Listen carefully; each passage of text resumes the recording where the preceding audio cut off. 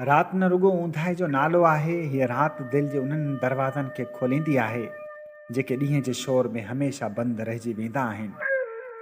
चंड जॾहिं थर जे भिटनि ते पंहिंजी रोशनी जा ख़ामोश क़दम रखे थो, तॾहिं माज़ी हाल ऐं ख्वाब हिक ई साह में जीअरा थी पवंदा आहिनि। हीअ कहाणी लफ़्ज़नि खां वधीक अहसासनि जी ॻाल्हि आहे ऐं उन सॾ जी जेको ॿुधण में नथो अचे पर रूह खे छुई वञे थो। हीअ कहाणी उन औरत जी आहे जेका माउ हुअण सां गॾु पंहिंजे वजूद खे विसारण खां बि इनकारी आहे। हीअ तहरीर जंहिं अहसास फ़िक्र ऐं ख़ामोश गहराई सां लिखियलु आहे, इहा कंहिं आम कलमकार जी नाहे। असांजो प्यारो दोस्त हबीबुल्लाह नोहरियो हुन धरती जो पुटु आहे जिते थर जे वॾियुनि भिटनि जे विच में ज़िंदगी सादगी सां साह खणे थी। ॻोठ जेतिरा घाटनि निमनि जी झंडोली में वेढ़ियल न रुगो हुनजी सुञाणप आहे पर हुनजी सोच लहजे ऐं लफ़्ज़नि में बि समायल आहे।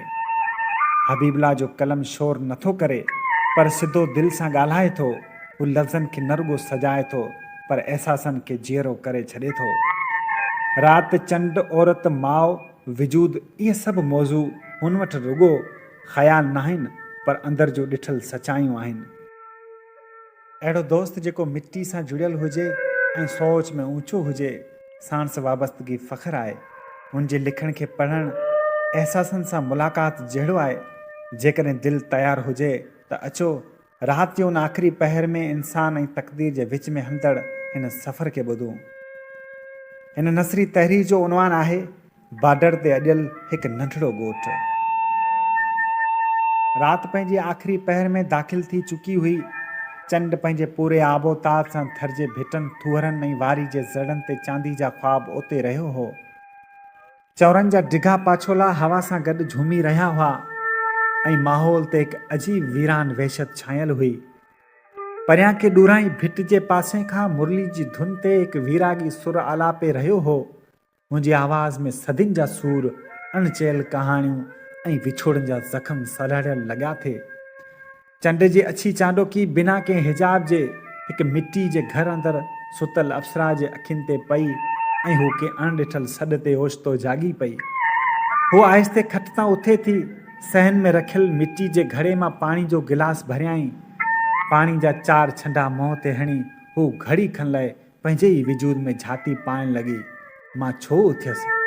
हू पाण खां पुछे थी पर सवाल राति जी ख़ामोशी में के भिट हेठि दफ़न थी वञे थो। हू वापसि खट ते अचे थी पर निंड हाणे हुन खां दूर हली वई हुई। भर में सुतल नंढड़ो छोकिरो ओचितो छिरक भरे जागे थो। हू खेसि भाकुर में भरे चुप कराइण लॻे थी। नंढड़े जे ॻल ते वही आयल लुड़क पंहिंजे आङिरियुनि सां उघे थी ऐं हू ओचितो पंहिंजी माज़ी में लही वञे थी। हर यादि, हर दौर, हर चहिरो अॼु चंड जी चांडोकी सां सलाहियल लॻे थो। ॿार खे सुम्हराए हू आस्ते दर खोले थी। हाणे हू दुनिया खां बेख़बर कंहिं अणॾिठे वाट जी राही बणिजी चुकी हुई। चोॾहीं जो चंड पंहिंजो अधु सफ़र पूरो करे उल्हेंदी कुंड ॾे लहण लॻो हो ऐं हू पंहिंजी ई धुन में ॻोठ खां ॿाहिरि निकिरी वई हुई। वारी जूं वॾियूं भिटूं राति जी चांडोकी में कंहिं पुराणे दास्तान जा फ़र्क़ लॻी रहियूं हुयूं ऐं हू हिकु वॾी भिट ते चढ़ी घड़ी खन लाइ साह पटे थी। ईअं ई ओचितो परियां ॻोठ वारी मस्जिद मां फजर जी आज़ान थर जी ख़ामोश फ़िज़ाउनि में पखिड़िजी वई। अल्लाहु अकबर आवाज़ सां गॾु ख़्यालनि जो तसलसल टुटी पियो। हू छिरक भरे पोइते मोटे थी। हाणे भिटनि ते पखिड़ियल चांडोकी सुबुह जी हल्की रोशनी में ॻरण लॻी हुई। हू डोड़ंदी पंहिंजे घर ॾे मोटे थी जिते नंढड़ो ॿारु अञा बेख़बर निंड में पयल हो ऐं मिट्टी जे घर जे भितियुनि ते राति जा आख़िरी पाछा ख़ामोशी सां मुरकी रहिया हुआ।